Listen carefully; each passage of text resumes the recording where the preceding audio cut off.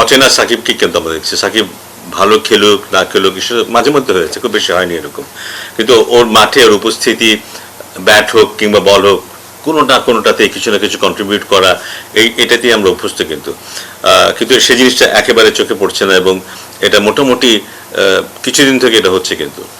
So ও নিজের উপর থেকে কিছুটা আস্থার অভাব মনে হয় আমার মনে হচ্ছে, এবং কিছুটা অ্যালার্মিংও এটা, যে ও অ্যাজ অ্যান অলরাউন্ডার ওর যে রোলটা, সবসময় যে পারফর্ম করবে তা তো নয়, কিন্তু ওর যে রোলটা, সে যদি কোথাও না কোথাও একটা ভূমিকা রাখতে না পারে, সেটা দলের জন্য দারুণ চাপ হয়ে যায়। কারণ দল এরকম একটা সময়ে এত বড় একটা প্ল্যাটফর্মে ডেফিনেটলি আশা করে যে ও একটা বড় রোল প্লে করবে, সেটা এই পর্যন্ত করতে পারেনি।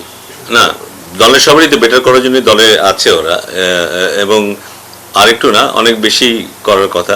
সেই ব্যাটিং একটা এমন একটা জিনিস, ব্যাটিং একটা ব্যাটসম্যান আউট হয়ে যেতে পারে, কখনো ভালো খেলতে পারে, খারাপ খেলতে পারে, কখনো নিজের দোষে আউট হতে পারে, কখনো ভালো বোলিংয়ের কারণে আউট হয়ে যেতে পারে। বাট বোলিংয়ের কনসিস্টেন্সিটা কিন্তু খুব জরুরি। কিন্তু বোলিংয়ে যদি সাকিব ভালো বোলিং না করে, তাহলে পুরো গেম প্ল্যানটা কিন্তু অসুবিধা হয়ে যাবে। কিন্তু গতকাল যেমন দেখলাম আমরা 1 ওভার বল করেছে, আমি জানি না কেন বাকিটা করেনি, আঙুলে কোনো সমস্যা হয়েছে কিনা আই এম নট শিওর। সেটা হতে পারে যে হয়তো আঙুলে কোনো কারণে চোট পেয়েছে এবং সে কারণে আর কন্টিনিউ করতে পারেনি, সেটা অন্য কথা। ওর জায়গায় মাহমুদুল্লাহ যদি ওইভাবে ওই জায়গাটা কভার করতে না পারতো, তাহলে তো আমাদেরকে 140 রান চেজ করতে হতো। মাহমুদুল্লাহ চমৎকার বল করার কারণে কিন্তু সেই জিনিসটা আমরা বুঝতে পারিনি। সো বোলিংটা ওকে ডেফিনেটলি ভালো করতেই হবে, কারণ সেটার কন্ট্রোল তার নিজের উপরে। ব্যাটিংয়ের কন্ট্রোল পুরোটা নিজের উপর থাকে না, সেখানে কখনো ভালো করবে, কখনো খারাপ করবে, কিন্তু বোলিংটা যেন অবশ্যই ভালো করে। সেটা না করলে কিন্তু দলীয় পুরো বোলিংয়ের যে প্ল্যানটা, সেটা ক্ষতিগ্রস্ত হবে। মাহমুদুল্লাহ একদম পারফেক্ট জায়গায় ব্যাট করছে। অনেকে মনে হতে পারে যে এই যে আরো বেশি বল পেলে তো আরো বেশি রান করতো, ব্যাপারটা তা নয়। কিন্তু মাহমুদুল্লাহ যেই জায়গাটায় বল করে, সেই জায়গাটায় মাহমুদুল্লাহ অনেক কিছু চিন্তা ভাবনা করার সুযোগ নেই, রিবিল্ড করার প্রয়োজন নেই। ও কিন্তু যে জায়গায় যায়, ওখানে রিবিল্ড করার জায়গা না, ওখান থেকে শেষ করার জায়গা। ওর ইন্টেন্ট নিয়ে খেলবে।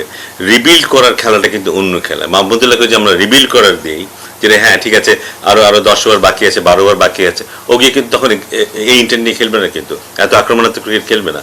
ওকে কি করতে হবে, ধরে খেলতে হবে, হয়তো উইকেট পড়ে গেছে, আবার এটাকে গুছাও, রিবিল্ড করো, তারপর আস্তে একটা পর্যায়ে মারবো। ও রিবিল্ড করার প্লেয়ার ও না, কিন্তু ওর কাজ হচ্ছে গিয়ে এক্সেলারেট করা, রিবিল্ড করবে অন্য প্লেয়ার। সো এই ক্যারেক্টারটা বুঝতে হবে। কিন্তু অনেকেই মনে করে যে ও যেহেতু অনেক রান করছে, ওকে ওপেন করে দিলেই তো হয়, ও 20 ওভার বল খেলতে পারবে, 120টা বল তো ও খেলতে পারে, তাহলে তো সুবিধাই হয় আমাদের। ব্যাপারটা তা নয়। কিন্তু এই জন্যই কিন্তু আমরা মাইকেল বেভানকে দেখেছি ওই 6 নম্বরে আসতে, 7 নম্বরে আসতে, one of the best player in the world. ও কিন্তু আরো উপরে আসতে পারতো, কিন্তু প্রত্যেকের মানসিকতার সাথে, খেলার স্কিলের সাথে, চিন্তা ভাবনার সাথে একটা কোঅর্ডিনেশন আছে। মাহমুদুল্লাহ পারফেক্ট এই জায়গাটায়। কিন্তু খুব ভালো হতো মাহমুদুল্লাহ যদি এত বল না খেলতে হতো, খুব ভালো হতো। মাহমুদুল্লাহর খেলা উচিত 12 বল 15 বল, এর বেশি না। কেমন করে হয় সেটা, যদি উপরের ব্যাটসম্যানরা ভালো খেলে। মাহমুদুল্লাহকে খেলতে হবে 15 বল, কিন্তু ওই 15 বলে মাহমুদুল্লাহ 30 রান করবে, এটাই ওর রোল।